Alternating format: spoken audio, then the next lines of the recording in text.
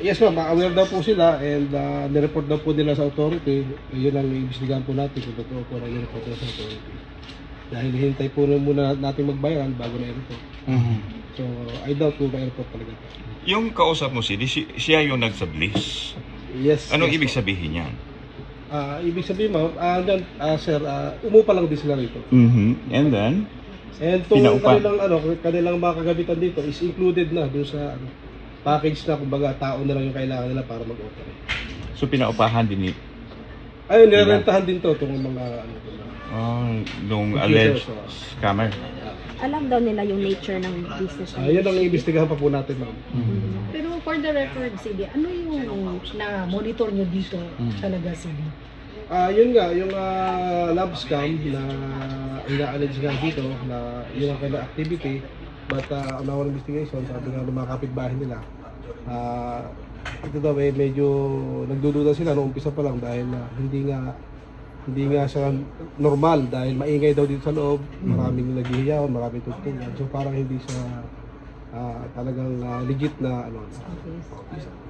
So ngayon lang nila ito nalaman na CD na nag-viral na online. Yes, yun ang alam natin, no? Sa understanding natin, parang ngayon lang din. As to the procedure, what will happen? According to our city legal officer, they will issue show cause order dito sa ating may-ari or lessee ng ating. Pero ngayon ito operational. Nag-stop na Kailan sila. siya nag-stop? Starting yesterday. Yesterday lang. So, nag-issue ba kayo ng cease and desist? So far wala pa dahil as part of due process kailangan muna silang ma-show cause order din. The LGU or the task force against illegal business operation will issue cease and desist order. Pero for the meantime na wala pang cease and desist order, babantayan muna natin sa mga Yes, apo. Babantayan po natin to. Ocular lang ba ito, CD? Okay lang po ito. Okay lang. Regular ocular inspection. So, Arts investigation. Wala po tayong ginalaw na kagabitan dito o binuksan ano mga aparato. Pero yung mga kagabitan dito ay So makikita natin dito, may mga personal na gamit pa rito, no, na naiwan, yung mga empleyado nila. So parang nagmamadali, yun ang nakikita natin. Hindi na nailigpit ng maayos. nagmamadali Since na nakita yung mga mukha ng mga empleyado dito, CD, iti-trace mo natin sila. Yes, of course, we will identify them. It's every one of them we will identify. Kung may-ari ba ng building, CD, may liability ba siya sa ganitong pagpapaupa niya?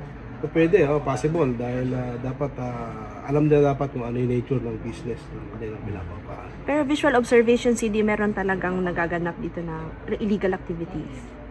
Yes, kasi technical yan, no? Internet yan, through internet. So, mga technical people din ang pagsabi niya through our investigation. Yung mga biktima nila sa love scam, international or may mga local International, din? makikita naman natin, may mga pangalan dito sa likod natin. So may listahan. Puro foreigner yan. Yan, nasa likod natin. Ayan yung mga So malaki-laki rin. tinatarget. Malaki rin pera na kukuha nila. Opo, yun ang pagkaka-report sa atin, medyo malaki weekly ang